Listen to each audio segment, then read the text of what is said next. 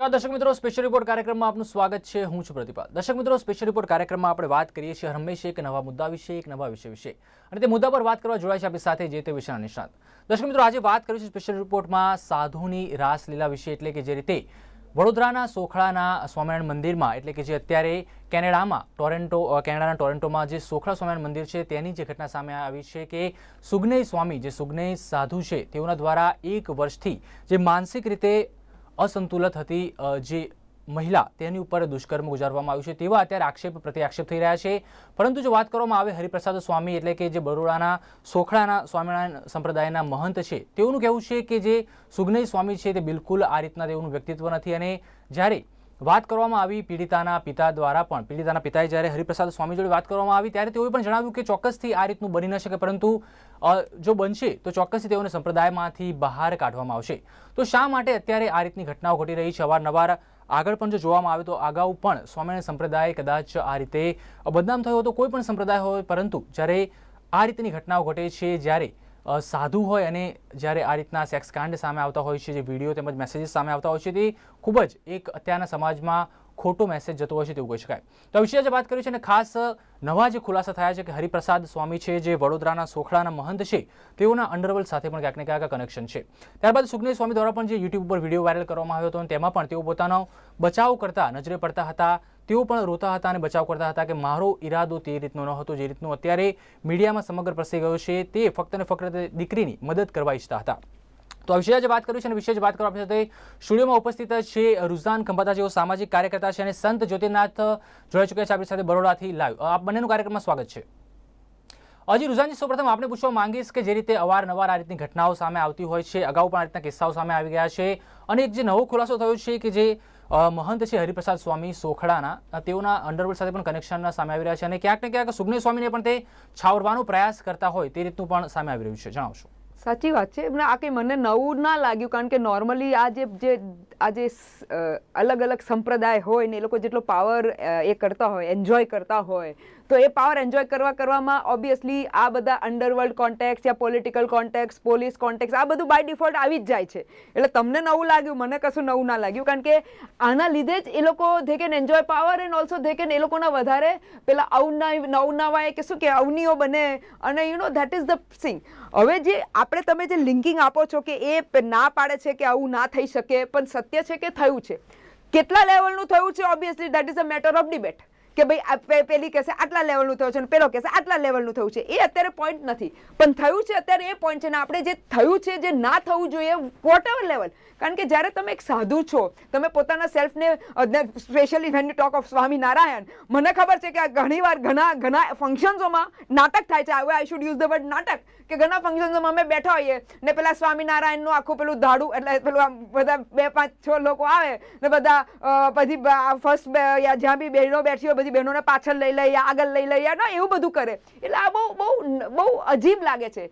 ને બીજી સામે એક બીજી વાત બી તમને કહું, કારણ કે હું સ્વામિનારાયણ જોડે સમવે ઓર ધ અધર એ લોકોનું આખું એક લેડીઝ સેક્શન છે, એ લોકો જોડે બી હું કામ કરું છું, એ લોકોના ઘણા ફંક્શન્સમાં ગઈ છું, ને એટલી ડિસિપ્લિન બહેનો હોય છે, એટલું સરસ સંસ્કારો અપાયા છે જે રીતે એ લોકોનું. કારણ કે એકવાર તો એ લોકોની કોલેજમાં, સ્કૂલમાં બી ગઈ હતી કે દીકરીઓ રોજ સવારે પૂજા કરે અને સારું કામ કરે અને એક્સરસાઇઝ કરે ને યોગા કરે ને પછી ભણે ને એ લેવલનું બી મેં કામ જોયું છે. એટલે જ્યારે મેં આ સાંભળ્યું, ઘણીવાર આવું સાંભળવામાં આવ્યું છે, પણ જ્યારે આ વખતે મેં સાંભળ્યું ત્યારે મને બહુ અચંબું એટલા માટે લાગ્યું, કારણ કે આ જે પોઈન્ટ્સ ડિસ્કસ થાય છે, જે બધા જેટલા નાના મોટા પ્રૂફ્સ આવી રહ્યા છે, એટલે મને પર્સનલી એવું લાગી રહ્યું છે કે આ જે આટલું સરસ સ્વામિનારાયણ, તો હું રિસ્પેક્ટ કરું છું એ સંપ્રદાયને, અને એ સંપ્રદાયમાં આવી રીતે થઈ રહ્યું છે, તો they should now control it, ના તો અધરવાઇઝ પેલું આશારામ બાપુ જેવું થશે.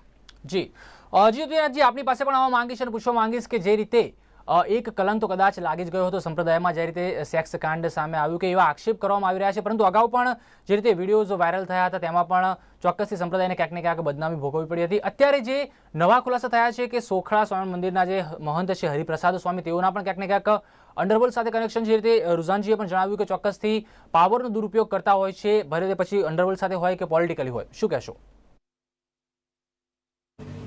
સમાજની એક અપેક્ષા છે, અને સમાજની એવી અપેક્ષા છે કે સંત કેવો હોવો જોઈએ, તો ઘણા બધાના મગજમાં એવું છે કે સંત ટાટિયા કસરતો હોવો જોઈએ, ફાટેલા કપડા હોય, ભિક્ષુકની પોતરી હોય, માળા ઘણા બધા કાયેલી હોય, ભીખ માંગતો હોય.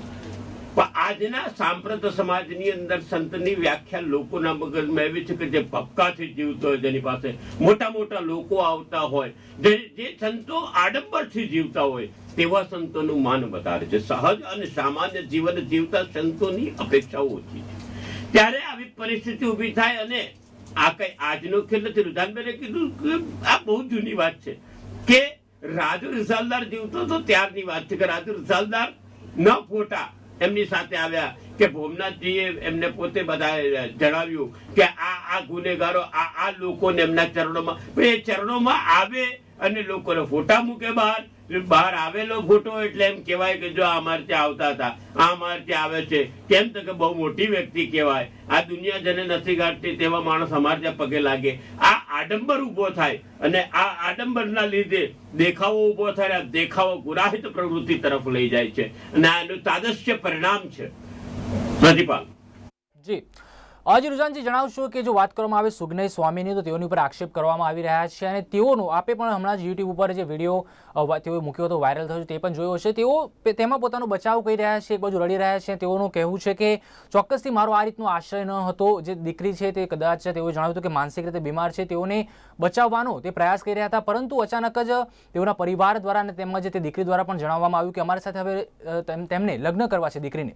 તો આ રીતનો આક્ષેપ કરવામાં આવ્યો છે. તેઓએ પણ જણાવ્યું કે જે રીતે એક હોય છે તે પોતાનું જે ગુણધર્મ હોય છે તે નથી છોડતો ડંખ મારવાનો, તો હું આટલા વર્ષોથી જે સ્વામિનારાયણ સંપ્રદાયમાં સાધુ છું તો હું મારો ગુણધર્મ કઈ રીતે ભૂલી શકું? આપ તેને કઈ રીતે જોઈ રહ્યા છો?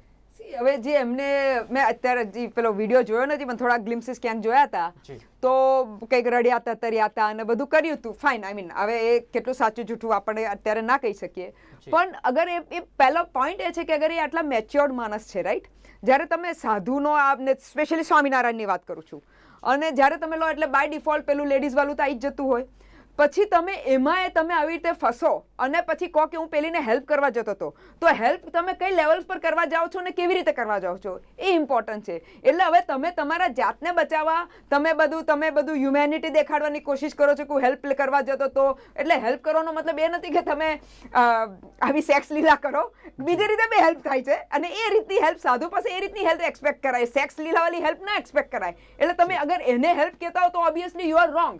અને પછી હવે તમે રડી તતરીને તમારો પક્ષ પેશ કરો છો, પણ ultimately at the end of the day અગર તમારે ઇટ્સ ઓકે, અગર તમે બી હ્યુમન બિંગ છો, મારે એવું માનવું છે કે બધા હ્યુમન બિંગ છે, વી રિસ્પેક્ટ દેટ, અને તમારે અગર એક પેલી બહારવાલાની લાઈફ જીવી હોય તો તમે જીવી શકો છો. અને આઈ એમ શ્યોર પેલા બેનને બી જે રીતે વાત ચાલતી હતી ને જેટલું ખબર પડી રહી છે કે બેનને બી આઈ મીન લગ્નની તો કઈ વાત ચાલતી હતી જ, તો તમે છોડીને કરી શકો છો, એમાં તમે કંઈ ખોટા નહીં બનત. કારણ કે ઇટ્સ ઓકે, ઘણા રાજા મહારાજાઓ ત્યાગીને સાધુ બન્યા છે અને ઘણા સાધુઓ ત્યાગીને પાછા નોર્મલ લાઈફમાં આવ્યા છે, એટલે એમાં કશું ખોટું નહોતું. પણ આ રીતનું તમે જે કરો છો ને તમારો શું કે કામ કર્યા પછી તમારું પલડું ઝાટકો છો, એ ખોટી વાત છે. ને હવે આવા મગરમચ્છવાળા આંસુ નાખશો એનાથી જે સત્ય છે એ છુપાવવાનું નથી. સત્ય તો એ જ છે કે તમે એક દુષ્કર્મ કર્યા છે, તમે છોકરીને ભલે ઇમોશનલી હોય, મે બી એ હું એક સ્ટેપ આગળ બોલું છું કે મે બી એ કન્સેન્ટ હોય એ વખતે, એમાં ના નથી, પણ એના પછી કન્સેન્ટના પછી બી, કારણ કે હજી તો કોર્ટ બી કહે છે કે તમે એકવાર કન્સેન્ટ કરો છો અને એના પછી તમે એને ના કરો છો તો એ બી તમારો જુર્મ કહેવાય છે. એટલે કમિંગ બેક, હવે તમે હવે રડી બડીને એનાથી it doesn't solve the matter. You will have to see to it કે તમે જે ઇનજસ્ટિસ કરી છે, હવે તમે વિચારશો કે અમે આ માલાના જાપ કરશું, કારણ કે વચ્ચે મને આજ કહ્યું કે છોકરાઓ તો એવા કે ભાઈ એ લોકો તાંબાના લોટા કહેવાય કે એમ ભલે કંઈ બી કરે પણ પેલો તાંબાનો લોટો ને ધોઈ નાખો તો તાંગાર લોકો ચોખ્ખો થઈ જાય. એટલે આ મેન્ટાલિટીથી તમે કામ કરો છો કે ભાઈ અમે જાપ બાપ કરશું એટલે અમે ચોખ્ખા થઈ જઈશું, તો સાહેબ આને ચોખ્ખું ના કહેવાય. ને આના લીધે આ જે સ્વામીજીના લીધે એમનું આખું સંપ્રદાયનું નામ બદનામ થાય છે. એટલે મને એક સરપ્રાઇઝિંગ લાગે છે કે આટલું જે ધર્મિષ્ઠ સેક્ટ છે એ લોકોએ તો એક સ્ટેન્ડ લેવું જોઈતું હતું. આટલું કીધા પછી કાઢ્યો યા એ નીકળી ગયો અલગ સ્ટોરી છે, પણ જેમ આઈ અન્ડરસ્ટેન્ડ, જેને કોઈ પોલિટિશિયન્સ માટે જ કહું છું કે એ લોકોની ભલે બધી બહેનો માટે બહુ પ્રેમ થતા હોય એ લોકોને કે બહેનો એમ્પાવરમેન્ટ સારું ના તે, પણ એમના પાર્ટીવાળો કોઈ કરે તો બધા ચૂપ બેસી જાય. એવી રીતે અનફોર્ચ્યુનેટલી આમાં બી આવું થયું છે. એટલે આઈ એમ વન્ડરિંગ કે જેને પર આપણે રિસ્પેક્ટ કરીએ છીએ એઝ અ સંપ્રદાય, અને તમે અગર એના વડીલો આ સ્ટેપ નહીં લેશે તો બીજું કોણ લેશે? અને ultimately at the end of the day અગર ન્યાય નહીં થશે દીકરીને, ઇટ ઇઝ વેરી ઇમ્પોર્ટન્ટ. કારણ કે લેટ અસ એક્સેપ્ટ દેટ ખાલી આ સંપ્રદાય નહીં, બીજા ઘણા સંપ્રદાયમાં આપણા જ્યોતિન્દ્ર સ્વામીજી બેઠા છે, એમને ખબર છે, વિથ ડ્યુ રિસ્પેક્ટ, કે ઘણા સંપ્રદાયોમાં આવું બધું થાય છે, બંધ બહારને થાય છે, યા પેલું શું કહેવાય છુપું છુપું થાય છે, ને બધું કન્સેન્ટ સાથે થાય છે. પણ ઘણીવાર આ બહાર આવે છે કારણ કે ત્યાં ક્યાંક આવા પ્રોબ્લેમ્સ થાય છે. એટલે ઇટ ઇઝ ઇમ્પોર્ટન્ટ કે ટુ સી ટુ ઇટ કે આને એક વ્યવસ્થિત આનું એક એક્ઝામ્પલ બનાવવા આવે, તાકી આવી રીતે મિસયુઝ ના થાય બેનો. જી જ્યોતિનાજી, શું કહેશો? જે રીતે રુઝાનજીએ પણ વાત કરી કે એક કેરી જો ટોપલીમાં ખરાબ હોય તો બીજી કેરીઓને પણ તે નુકસાન કરતી હોય છે, બીજી કેરીઓ પણ તેના કારણે બગડતી હોય છે. એ રીતે એક જ જો સાધુ કે કહી શકાય કે એક લંપટ સાધુ જો આક્ષેપો સાબિત થઈ જાય અને સાચા સાબિત થાય કે તેઓએ ચોક્કસથી એ રીતે દુષ્કર્મ આચર્યું છે 1 વર્ષ સુધી, તો હવે લંપટ સાધુઓના કારણે આખો સંપ્રદાય લાગી રહ્યું છે કે બદનામ થતો હોય છે. અને હરિપ્રસાદ સ્વામીની પણ જી રુઝાનજી આપણે જી એક જ minute, sorry Swamiji, sorry, but she વર્ષ સુધી દુષ્કર્મ ના થાય, જી વર્ષ સુધી તો લીલા થાય. જી પ્લીઝ બી વેરી સ્પેસિફિક, કારણ કે ઘણા કેસીસમાં કહે છે કે આ કોઈક વન ઓફ ધ કેસો છે, પણ અગર તમે કેનેડાની વાત કરો અને બહારગામની બહેનની વાત કરો જે આવા એક અલગ એન્વાયરમેન્ટ, એટલે વર્ષ સુધી દુષ્કર્મ ના થાય, વર્ષ સુધી તો લીલા થાય. પણ પછી એનું જે બી સેટલમેન્ટ કરવાનું હોય, સેટલમેન્ટ કરે ઇન ટર્મ્સ ઓફ કે ભાઈ તમે કઈ રીતે અગ્રી કરો છો, સામે શું અગ્રી કરે છે, તમે ક્યાં ફસ્યા. મારો હજી ઝઘડો એ છે કે તમે સાધુ થઈને, મારો ઝઘડો અત્યારે એ પોઈન્ટ છે કે તમે સાધુ થઈને આટલા રિસ્પેક્ટેડ સેક્ટ એટલે સંપ્રદાયમાંથી આવી અને તમે આ કરો છો. મારો ઝઘડો અત્યારે આ પોઈન્ટનો છે, કારણ કે સામે પેલી જે દીકરી છે યા જે બહેન છે, જે બી કહેવાય, અને એના ફેમિલી છે, એટલે અગર વર્ષ સુધી ચાલતું હોય તો બધાને કંઈક તો ખબર હશે જ. વર્ષ સુધી બધું આખાડા કાંડને બંધ બહારને નહીં થતું હોય, પણ તમે એ ચલાયું ને હવે આને જે બહાર આવી છે ને જે બી હવે સ્ટોરી આવી રહી છે, મારો પોઈન્ટ અત્યારે એ પોઈન્ટ પર છે. જી અજયજીનાજી, શું કહેશો? રુઝાનજીએ પણ વાત કરી કે 1 વર્ષ સુધી ચોક્કસથી જે લીલા ચાલી તેના વચ્ચે દુષ્કર્મ ના કહી શકાય, અને લાગી રહ્યું છે કે સંપ્રદાયના જે મુખ્ય સાધુ સંત હશે કદાચ કેનેડામાં, તેઓને પણ ખબર હશે, પરંતુ ઉજાગર નહીં કરતા હોય. અને જ્યારે આ સમાજ વચ્ચે આ રીતની ઘટના ઉજાગર થઈ ગઈ કે જ્યારે પીડિતાએ પણ આક્ષેપ કરવાના ચાલુ કર્યા, તેઓના પરિવાર દ્વારા આક્ષેપ થવાના ચાલુ કર્યા, સમાજ સામે, આખા વર્લ્ડ સામે જ્યારે આ ઘટના આવી ગઈ છે, ત્યારે તેઓ તેમનો બચાવ કરી રહ્યા છે. જાન્યુઆરી 2015 ની અંદર આ બનાવ બનેલો પ્રથમ વખત. પછી માર્ચ 2015માં, મે 2015માં એમના વડીલ અહીંયા આવીને હરિપ્રસાદ સ્વામીને જાણકારી આપેલી કે આ બનાવ બન્યો છે. ત્યારે એને બચાવવાની જગ્યાએ ત્યારે પણ છાવરવામાં આવેલો. આ છાવરવાની પ્રક્રિયા વધતી રહી અને જે સુગ્ને મહાશય છે, એમનું નામ નીલકંઠ પટેલ છે, નીલકંઠભાઈ પટેલને બચાવવાની જગ્યાએ ત્યાગવલ્લભભાઈ જેવા એમને છાવરવાની કોશિશ કરે. અને ત્યાગવલ્લભભાઈ અને બધા ભેગા થઈ, સુખદેવ સ્વામી ને બધા ભેગા થઈને એક જ પ્રયત્ન કર્યો કે સુગ્ન મહાશયે કોઈ જ બનાવ બન્યો, કોઈ જ કેસ કર્યો નથી, આ નિર્દોષ છે. સુગ્ન શ્રીએ જે પોતે આપેલા બયાનની અંદર 3 વખત એવું બોલ્યા છે કે હું મારી સીમા રેખા ઓળંગી ગયો. સીમા રેખા ઓળંગી ગયા, પણ કેટલી ઓળંગી ગયા તેની કોઈ લિમિટ નથી દર્શાવી. ખરેખર આ એક અશોભનીય વાત છે. અને 1 કેરી 2 કેરીની સમાજની અંદર આવું જયારે કૃત્ય થતું હોય ત્યારે જે તે સંસ્થાએ કડક હાથે પગલા લેવા જોઈએ. સંસ્થા કડક હાથે પગલા ન લે એટલે 120B અને 114 મુજબ સંસ્થા પણ ગુનેગાર થાય છે. એટલે સંસ્થાના વડા બી ગુનેગાર થાય છે. ગુનોને સંતાડવો, ગુનેગારને સંતાડવો, ગુનેગારને આશરો આપવો, આ બધા જ ગુના બેસે છે. અને આવા ગુના જયારે બેસતા હોય ત્યારે એમને ક્યાંય બક્ષવા ના જોઈએ. ત્યારે આ પોપડો ઉઠીને લોકો સમક્ષ આવે કે જ્યારે તમે એના પગલા ન લો ત્યારે સમાજ તો પછી બોલશે ને ક્યાંક. પ્રતિપાલ. જે રીતે જ્યોતિનાજીએ પણ વાત કરી કે ચોક્કસથી જે ગુનેગાર છે આક્ષેપ પ્રત્યાક્ષેપદાર થઈ રહ્યા છે, ગુનો સાબિત થઈ જાય તો ગુનેગારને ખાસ આપ સામાજિક કાર્ય કરશો, કઈ રીતની સજા થઈ શકે આવા કેસમાં, જ્યારે ખાસ પીડિતા માનસિક રીતે અસ્વસ્થ પણ છે, અને ખાસ સંપ્રદાયની વાત કરવામાં આવે કે બીજા તેઓના મહંત જે છે, મુખ્ય મહંત, તેઓને પણ કઈ રીતની આમાં સજાની જોગવાઈ થઈ શકે છે? મને એક મિનિટ, સૌથી પહેલા સોશિયલ એન્ટરપ્રિન્યોર છું, એટલે I am not social activist. But coming back to the point કે જે સજા છે મને ખબર નથી, ઉલટું એમને સાહેબે જ્યોતિન્દ્રજીએ સારું કહ્યું કે કઈ સજાઓ થઈ શકે છે. પણ હા, મને એટલું ખબર છે, એવું કહી દઉં તમને કે હરેક સંપ્રદાય યા કોઈ બી ઓર્ગેનાઇઝેશન હોય, this is also community, also community organization, તો એમાં ઇન્ટરનલ સેક્સ્યુઅલ હેરેસમેન્ટ એટ વર્કપ્લેસનો એક એ લાગે છે, લો લાગે છે કે એમાં એ લોકો ઇન્ટરનલ કમ્પ્લેન કમિટી બનાવવી પડે અને એ કમિટીમાં આનો ઇન્વેસ્ટિગેશન થાય સિવિલ રાઇટ્સ પ્રમાણે, ઇટ ઇઝ નોટ ક્રિમિનલ. અને પછી જે ઇન્વેસ્ટિગેશન થાય એ પ્રમાણે એ લોકોના હેડને ઇન્વેસ્ટિગેશન કહેવામાં આવે કે ભાઈ આ રીતનું થયું છે. એટલે આ આ રીતનું હોવું જોઈએ. આ હરેકમાં નથી એટલે એક ચીજ એડ કરાય આમાં કે ભાઈ ઓર્ગેનાઇઝેશન સામે એ લોકોએ એ મુકાય કે ભાઈ તમે આઈસીસી એટલે internal complaint committee sexual harassment at workplace વાળી કેમ નથી બનાવી, એક ચીજ મુકાય. બાકીના લોઝની મને આઈડિયા નથી. જી જ્યોતિરાજી, આપણી પાસે આવવા માંગીશ. લાગી રહ્યું છે કે અત્યારે જે રીતે અવારનવાર આ રીતની ઘટનાઓ ઘટતી હોય છે, કોઈ પણ સંપ્રદાય હોય, ઘણીવાર સોશિયલ મીડિયા જે આટલું વ્યાપ વધી ગયો છે તેના કારણે જે વિડીયોઝ વાયરલ થતા હોય છે, લાગી રહ્યું છે કે એક સાધુ કે સંત જે સંપ્રદાયને જોઈન કરતા હોય છે તેઓના માટે ચોક્કસ માપદંડ હોવા જોઈએ. અત્યારે લાગી રહ્યું છે કે કોઈ પણ ખાદી ટોપી પહેરલાવાથી કોઈ પણ ગાંધીજી કે સરદાર નથી થઈ જતા. તે રીતે ફક્ત ને ફક્ત ભગવો ધારણ કરી લેવાથી તેમનામાં સાધુના જે સ્વચ્છ ગુણ હોવા જોઈએ, સાત્વિક ગુણ હોવા જોઈએ તે નથી આવતા. પ્રતિપાલ, પહેલા તો એક વાતની ચોખવટ કરવી જોઈએ કે ભગવા પહેર્યા એમને ગુનો કરવાની છુટ્ટી નથી. એવું નહીં, સમાજની કોઈ પણ વ્યક્તિને ગુનો કરવાની છુટ્ટી નથી. આ પ્રકારનો ગુનો તો સમાજની કોઈ પણ વ્યક્તિ કરે. સંત છે એટલે વધારે જવાબદાર છે, તે તો નથી જ.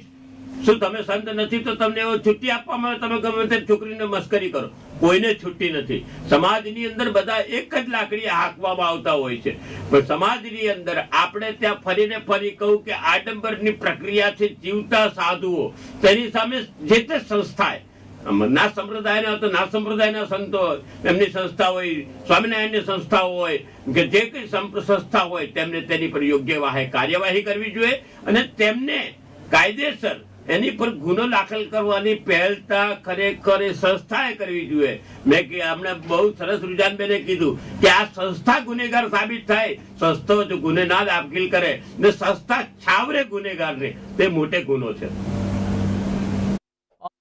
શું લાગી રહ્યું છે ખાસ આ રીતની જ્યારે ઘટનાઓ સામે આવે છે, જે રીતે વાત કરી કે કદાચ પહેલેથી જ જે મુખ્ય સાધુ કે મહંતો તેઓને ખબર હોય કે આ રીતની ઘટનાઓ કે લીલાઓ સંપ્રદાયમાં થઈ રહી છે કે જે તે આશ્રમમાં થઈ રહી છે, પરંતુ બહાર નથી આવતું. જ્યારે આ રીતની ઘટનાઓ ઘટે છે કે પીડિતા દ્વારા ઘટસ્ફોટ કરવામાં આવે છે કે તેઓના પરિવાર દ્વારા જ્યારે ઘટસ્ફોટ કરવામાં આવે છે, સમગ્ર સમાજ સામે જ્યારે ઘટનાઓ આવી જાય છે ત્યારે ફક્ત ને ફક્ત બચાવ કરવામાં આવે છે. લાગી રહ્યું છે કે પહેલેથી જ કદાચ ખબર હોય છે પરંતુ સામે બહાર નથી પાડતા. હવે આમાં બે પોસિબિલિટી હોઈ શકે છે. એક તો કે માની લો કે પેલા આપણા જે અહીંયા હરિપ્રસાદજીને ખબર પડી, પણ એ એમના સંપ્રદાયને સેવ કરવા માટે, બચાવવા માટે એ ઢાંક પીછોડ કરતા હતા. એક પોસિબિલિટી આ છે, કારણ કે હું ઓર્ગેનાઇઝેશન્સમાં બી જોઉં છું, કારણ કે હું ઇન્ટરનલ આઈસીસીમાં ઘણા આઈસીસીમાં છું, એટલે ઓર્ગેનાઇઝેશન્સમાં બી એવું જ હોય છે કે પોતાના ઓર્ગેનાઇઝેશનને બચાવવા માટે એ લોકો ઢાંક પીછોડ ચાલુ કરે છે, એટલે હા બદનામી થાય. રાઈટ, એક પોઈન્ટ એ છે. બીજો પોઈન્ટ એવું બી હોઈ શકે, આજે તમને બીજો પોઈન્ટ બી કહું છું, જે ના હોય પણ ધેર કેન બી ચાન્સીસ કે ઘણી વાર એવું થાય કે ભાઈ આ લોકોના રૂલ્સ એટલા સ્ટ્રિક્ટ હોય છે. હવે અલ્ટિમેટલી તો હ્યુમન બિંગ, માણસ તો માણસ છે. એવું નથી કે પેલા જેમ જ્યોતિન્દ્રજી કહે છે કે ભગવા પહેરી લીધા દેન એને કહે ધેટ ડઝન્ટ મીન કે એને સર્ટિફિકેટો મળી જાય કે ભાઈ તારાથી બધું થાય. હવે જે અંદર એ લોકોનો જે પેલી ઉત્તેજના હોય યા જે હોય તે જે માણસોમાં આવે હ્યુમન બિંગ્સમાં, તો એ લોકો કંટ્રોલ નથી કરી શકતા. યા ઘણીવાર પેલી સ્પ્રિંગ જેવું હોય છે કે તમે સ્પ્રિંગ જેટલી દબાવો એટલી ઉછલે. એટલે થાય છે શું કે હવે આ લોકોને પેલા ઉછળવાનો જેવો ચાન્સ મળે એટલે આ ઉછલી જાય. હવે ઘણીવાર એ લોકોનો હેડ ઓફ ધ ઓર્ગેનાઇઝેશન કે જે ઉપર સિનિયર એ લોકોને ખબર હોય. હવે આમાં અગેન બે ચીજ થઈ શકે છે. સિનિયર બી આવા ટાઈમ પાસ કરતો હોય તો એ બી પોસિબલ છે, એટલે પેલા એકબીજાને છાવરે કે ભાઈ તું તેરી બી ચૂપ મેરી બી ચૂપ, તું બી કરું બી કરું. બીજી વાત કે હવે આવામાં બી એક હજી I also tell you one more aspect to it કે આવામાં બી એવું બી થાય છે ઘણીવાર કે બહેનો, હવે આપણે બહેનોની વાત કરીએ કે ઘણીવાર બહેનોને બી એવું જોઈતું હોય છે. Let us accept that. મારે I don't want to talk of one sided કે ભાઈઓ જ ખરાબ છે યા ભાઈઓ મિસયુઝ કરે છે. ના, ઘણીવાર બહેનોને બી જોઈતું હોય છે. એટલે મિયા બીવી રાજી ક્યાં કરેગા કાજી. એટલે આખા મેં તમને બધા પહેલું I gave you 360 degree view. એટલે આમાં એવું થાય છે કે આ આઈધર ઓફ ધીસ વ્યૂઝ આવે અને એના લીધે ઘણીવાર જેનું બચવાનું હોય જેની મજા થઈ જાય, પણ ઘણીવાર આ નિર્દોષ છોકરીઓ, નિર્દોષ દીકરીઓ, નિર્દોષ બહેનો આમાં ફસી જાય છે. જી જ્યોતિરાજી, શું કહેશો? ખાસ અત્યારે શ્રદ્ધાની પણ વાત આવે છે. શ્રદ્ધા વચ્ચે ખૂબ જ પાતળી ભેદરેખા હોય છે. અવારનવાર આપણે જોતા હોઈએ છીએ કે ગુજરાત તેમજ સમગ્ર ભારતમાં જે તાંત્રિકો હોય છે તેઓના દ્વારા પણ જે રીતે દુષ્કર્મ આચરવામાં આવતું હોય છે, જે મહિલાઓ હોય છે તેના ઉપર જે દુષ્કર્મ આચરવામાં આવતું હોય છે તે કંઈક ને કંઈક સમસ્યામાં જે ટોણા ટોટકા કહી શકાય કે તે કરવા જતી હોય છે અને પોતાના પરિવારની સમસ્યાનું કદાચ સોલ્યુશન લાવવા માટે જતા હોય છે, પરંતુ તે વખતે પણ ઘણી વખત દુષ્કર્મ કરવામાં આવતું હોય છે. જ્યારે જનતાને ખબર પડતી હોય છે કે પોલીસ સામે ફરિયાદ થતી હોય છે ત્યારે ઉજાગર થતું હોય છે, બહાર આવતું હોય છે. શું કહેશો, અત્યારે કેટલી જાગૃતતા લાવવાની જરૂર છે દરેક વ્યક્તિએ? દરેકે પોતાના ધર્મની અંદર જાગૃતતા લાવવાની જરૂર છે. સાચા ગુરુઓને પાલન કરવાની જરૂર છે. એક પર વિશ્વાસ રાખવાની જરૂર છે. આ રીતે આ દુષ્કર્મની વાત છે, તમે કહો છો તંત્રિકો દ્વારા કે બીજી રીતે થતી હોય. ખરેખર એનું કારણ એવું છે, રુઝાનબેન મારી સાથે આ બાબતે એગ્રી થશે, કે સમાજની અંદર જ્યારે કોઈ માણસ દુઃખી હોય છે ત્યારે દુઃખી માણસ કોઈ જગ્યાએ એને માનસિક પરિતાપ ને છપાવવા માટે, તે એક માનસિક ટેન્શનમાંથી બહાર આવવા માટે સંતની પાસે જાય, કોઈ પ્રિસ્ટ પાસે જાય, કોઈની પાસે જાય, ત્યારે દરેક ધર્મમાં આવા બનાવો જનરલી વધારે પડતી તકલીફો હિન્દુ ધર્મમાં જ છે ને, દરેક ધર્મમાં આવા બનાવો એમના વડવાઓ, ધર્મના વડાઓ દ્વારા થતી હોય. અને ત્યારે જ્યારે એક સ્ટેપ પૂરો થઈ જાય અને જ્યારે એ દુઃખી આત્મા જ્યારે દુઃખમાંથી બહાર આવે, ત્યારે એને ખ્યાલ આવે કે ઓહો બહુ ખોટું થઈ ગયું, ત્યારે એની પાસે રિવર્સ ગિયર નથી હોતો. અને રિવર્સ ગિયર નથી હોતો ત્યારે આ ફાટતું હોય છે. આ બનાવ એક જગ્યાનો નથી. વારંવાર કહું કે વિશ્વના દરેક ખૂણામાં અંધશ્રદ્ધા રહેલી છે. આ અંધશ્રદ્ધાને નાથવા માટે સમાજની અંદર આપણે લોકોએ જાગૃત લાવવી પડે. ભણતર આવે છે, ભણતર તમને નવાઈ લાગશે કે સાંપ્રત દેશ અમેરિકામાં જો અમે કોઈને અહીંયાથી કહી દઈએ કે તારી પર બ્લેક મેજિક કરી તો પેલો એમને એમ થશે બચારો ભણેલો ગણેલો મોટો માણસ. આ ભણતરની સાથે ગણતર ના આવે ને તેની આ તકલીફ છે. લોકોના અંદર હૃદયસ્થ આ ઘટનાઓ જાહેર કરી અને લોકોને આનાથી અવેર કરી અને લોકોને ચેતવવા ખૂબ જરૂરી છે. પ્રતિભા હજી રુઝાનજી આગળ વાત કરીએ કે ચોક્કસથી સાધુ બનવું હોય, કદાચ સંત બનવું હોય તો એવી માન્યતા હોય છે કે ચોક્કસથી બ્રહ્મચર્યનું પાલન કરવું જોઈએ અને જે દરેક કહી શકાય કે શરીરમાં જે ઇન્દ્રિયો આવેલી હોય છે તેની ઉપર કંટ્રોલ તમારો હોવો જોઈએ, ત્યારબાદ જ તમે સાચા અર્થમાં સાધુ કે સંત બની શકતા હો છો. અત્યારની જો લાઈફસ્ટાઈલની વાત કરવામાં આવે તો લાગી રહ્યું છે કે દરેક જે સાધુ હોય છે, સંત હોય છે, કે આવા સ્વામિનારાયણ સંપ્રદાયની વાત કરવામાં આવે કે જે રીતે આસારામ બાપુ તેમજ નારાયણ સાંઈનો પણ જે બનાવ સામે આવ્યો છે, તેઓની પણ જે લાઈફસ્ટાઈલ હોય છે તે બિલકુલ કદાચ તે દરેક રીતની સગવડો ભોગવતા હોય છે અને આ રીતની જ્યારે ઘટનાઓ સામે આવતી હોય છે, લાગી રહ્યું છે કે જો સાંસારિક જીવન જ તેઓને ગાળવું હતું તો શા માટે તે આ રીતે સાધુ કે સંતનો જે ખોટો માર્ગ હોય છે તે અપનાવતો છે, કે ફક્ત ને ફક્ત કોઈ પણ સંપ્રદાય ખૂબ જ સમૃદ્ધ છે કે પૈસાવાળો છે તેના કારણે તેને જોઈન કરતા હોય છે. સી બેઝિકલી તમારી વાત સાચી છે કે ઘણીવાર ઘરના ઠેકાણા ના હોય, પછી શું કહેવાય કોઈ પૂછતું કસતું ના હોય, તે લોકો પછી આવી રીતે જોઈન થઈ જાય. એટલે એનાથી શું થાય કે મફતનું ખાવા પીવાનું મળે, રહેવા કરવાનું મળે ને પેલા બધા આવીને લોકો પગે પડી જાય. એટલે this is one of the reasons. બીજું હું તમને એક બીજો વ્યૂ બી બતાવવા માંગુ છું કે અમે પારસી છીએ, અમારામાં બી પ્રિસ્ટ બને. પ્રિસ્ટ એટલે અમે જે પ્રે કરીએ, પણ અમારામાં પ્રિસ્ટ એવા ન હોય કે જે સંસાર ત્યાગી લે. અમારાના પ્રિસ્ટ એવા હોય કે જે સંસારમાં બી રહે ને પ્રે બી કરે. એટલે what I M trying to tell you કે એવા બી ધર્મો છે કે જેમાં અમે તો સામેથી પારસીમાં તો કહે છે કે ભાઈ આપણે કોઈ સંસાર ત્યાગવાની જરૂરત જ નથી, કારણ કે એવું નથી કે તમે ભગવાનનું પ્રેયર કરો એટલે ધેટ મીન્સ કે તમારે બીજું બધું છોડી દેવાનું હોય. તમારે ઉલટું બીજાનું ધ્યાન જે રાખવાનું, આપણી જે હ્યુમેનિટી પહેલા આવે પછી ભગવાન આવે. એટલે it's better to help somebody other than praying. આવા અમારા ફંડામેન્ટલ્સ છે. એટલે હું આ પોઈન્ટ એટલે તમને કહેવા માંગુ છું કે અમે એ પોઈન્ટથી મોટા થયા છીએ. અમે એ જોયું છે કે ભાઈ પ્રીસ્ટ દેટ ડઝન્ટ મીન કે ભગવો પહેરીને ત્યાગે તો જે પ્રીસ્ટ કહેવાય, તો જે ગુરુ કહેવાય, તો જ એના ચરણ સ્પર્શ થાય. એટલે જ્યારે આપણે આ બધી વાતો કરી રહ્યા છીએ, એટલે અમે તમને આ જે વ્યૂ બતાવવા માંગુ છું, એટલે મારે એટલું કહેવું છે કે જ્યારે આ સંપ્રદાયના જે તમે કહ્યું કે બહુ પૈસા છે, કરોડો રૂપિયા છે, કારણ કે અંધશ્રદ્ધા છે લોકોને કે ગાડાની જેમ પૈસા આપે છે, અને એ પૈસા ક્યાં ક્યાં યુઝ થાય છે, મિસયુઝ થાય છે, એ જોવાનું ઇમ્પોર્ટન્ટ છે. હવે તમને આ સ્વામિનારાયણ સેક્ટની જ વાત કરું, એટલે સંપ્રદાય, આઈ કોલ દેટ સેક્ટ, સંપ્રદાયની વાત કરું તો એમાં એવું છે એ લોકોને કે એ લોકોનું બહુ પાવરફુલ ને અલગ અલગ, એમાં પાછા છૂટછાટ જે બી બધા તોડફોડ તો થઈ છે, પણ જે બી છે તો એમાં એ લોકોનો મેઇન પાવર આજે એટલા માટે છે કારણ કે એ લોકોના એ લોકો પાસે પૈસા બહુ છે. હવે પૈસા કેવી રીતે આવે છે? આ અંધશ્રદ્ધાના લીધે આવે છે. એટલે આ અંધશ્રદ્ધાને ટકાવી રાખવી બહુ જ જરૂરી છે કે ભાઈ તમે સ્વામિનારાયણમાં આવશો, તમારું આમ થશે તેમ થશે. અને અગર એ ટકાવી રાખવી હોય તો એ લોકોને I just try to tell them also કે ઇટ ઇઝ વેરી ઇમ્પોર્ટન્ટ કે તમે તમારા સંપ્રદાયને પ્રોટેક્ટ કરો, કારણ કે નહીં તો આવી રીતે તમારું સંપ્રદાય ડિફેમ થાય છે. કારણ કે મને પર્સનલી મારી વાત કરું તો મને મેં પાછું રિપીટ કરું છું કે સ્વામિનારાયણ જોડે મેં બહુ કામ કર્યા છે, દીકરીઓ જોડે, બહેનો જોડે કામ કર્યા છે. ને જ્યારે મેં સાંભળ્યું, પહેલા વચ્ચે બી કંઈક બીજું સાંભળ્યું હતું, જેન્ટ્સ વાળું, આ વખતે લેડીઝ જેન્ટ્સ વાળું સાંભળ્યું, તો આપણને માટે કહી જાય કે યાર આટલી ડિસિપ્લિન કમ્યુનિટી સેક્ટ છે, પણ તો બી એમાં બી આવું થઈ રહ્યું છે. જી ચોક્કસથી રુઝાનજી અને જ્યોતિનાથજી, ચોક્કસથી સમયની મર્યાદાઓ છે તેને કારણે કાર્યક્રમને અહીં જે પુનઃવિરામ મૂકવો પડશે. ઘણા બધા મુદ્દાઓ છે, પરંતુ જે રીતે આજે આપણે વાત કરી કે જે સંપ્રદાય છે તેને કદાચ બદનામ કરવામાં આવી રહ્યો છે, આ રીતની જ્યારે ઘટનાઓ ઘટે છે ત્યારે ખાસ કરીને સંપ્રદાય છે તે બદનામ થતો હોય છે અને અંડરવર્લ્ડ સાથે પણ જ્યારે કનેક્શન બહાર આવતું હોય છે ત્યારે પણ ખૂબ જ એક મોટો આઘાત લાગતો હોય છે. તો ચોક્કસથી જ્યોતિનાથજી તેમજ રુઝાનજી આપનો ચર્ચામાં જોડવા બદલ ખૂબ ખૂબ આભાર. તો સ્પેશિયલ રિપોર્ટ કાર્યક્રમમાં હાલ બસ આટલું જ. રજા આપશો. નમસ્કાર.